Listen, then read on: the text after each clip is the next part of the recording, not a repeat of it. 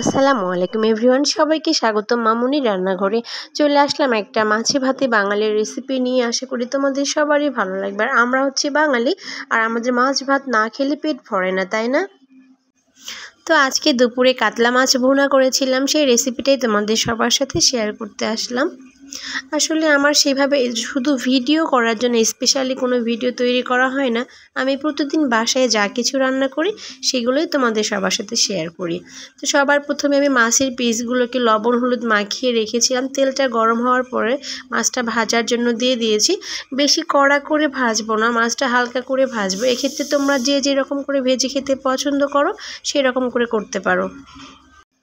আমার কাছে কেন জানি মনে হয় ফ্রিজে যদি কোনো মাছ থাকে আর সেইটাকে যদি না ভেজে রান্না করে খাওয়া যায়, সেটা কিন্তু একটু অন্যরকম গন্ধ লাগে। যত যাই বলুক, সত্যি আমার কাছে মনে হয়। সেই জন্য আমি ফ্রিজে যে কোনো মাছ রাখলে সেটাকে সবার প্রথমে একটু হালকা করে ভেজে নেই। যদিও ভাজা মাছ রান্না আমার বরের পছন্দ না, তারপরও আমি ভেজে রান্না করি।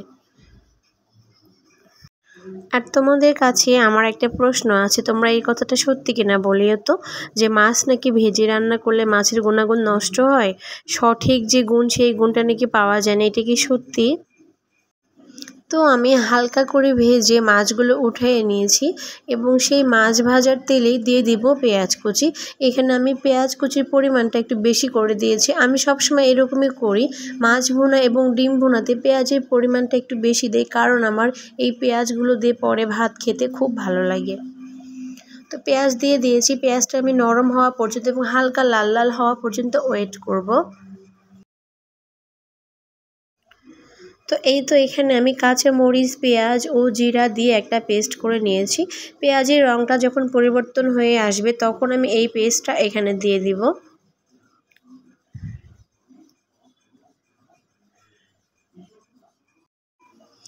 কাঁচা মরিচ ও পেঁয়াজের পেস্টটা একটু ভাজা ভাজা হওয়া পর্যন্ত ওয়েট করব। 2-1 মিনিট এটাকেই শুধু ভেজে নেব। তারপর আমি এখানে অল্প একটু আদা ও রসুনের পেস্ট বেশি করব। আমার মাছের ভিতর বেশি মশলা ভালো লাগে না, তার জন্য খুবই সামান্য পরিমাণে দিয়েছি। তোমরা যে যেমন খাবা সেই রকম দিয়ে নিবা।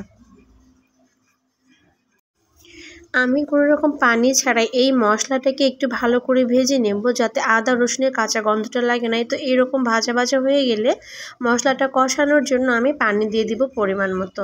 তারপরে এখন একে একে আমি মরিচের গুঁড়া, হলুদ, সামান্য জিরার গুঁড়া, তারপর ধনিয়ার গুঁড়া সব কিছু পরিমাণ মতো দিয়ে মশলাটাকে ভালোভাবে নাড়াচাড়া করে সুন্দরভাবে কষাই নেব। যেহেতু মাছটা আমি ভুনা করব, এই ক্ষেত্রে কিন্তু আমাকে বেশি পানি ব্যবহার করতে হবে না। তার জন্য আমি চেষ্টা করব অল্প কিছু পরিমাণ পানি দিয়ে মশলাটাকে ভালোভাবে কষিয়ে নেওয়ার জন্য। মশলাটা যত বেশি কষানো সুন্দর হবে, মাছ ভুনা খেতে কিন্তু তত বেশি সুন্দর লাগে, তাই না? মশলা কষানো আমার হয়ে গেছে, উপরে তেল উঠে আসছে। এই পর্যায়ে আমি আমার মাছগুলো দিয়ে দিব। এখানে কোনো রকম পানি ইউজ করা ছাড়াই আমি মশলার ভিতরে মাছগুলোকে ভালো করে মিক্স করে নিব।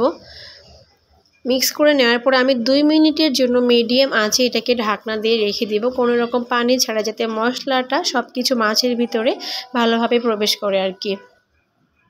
সত্যি কথা বলতে আমি এই রান্নাটা করেছি আধা ঘন্টা 45 মিনিট ধরে, আর সেইটাকে কেটে কুটে 4 মিনিটের একটা ভিডিও তৈরি করা কতটা একটা মানে ধৈর্যের ব্যাপার আর রিস্কের ব্যাপার, যে তৈরি করে সেই বুঝতে পারবে। এই তো ফিরে আসলাম আমি 2 মিনিট পরে।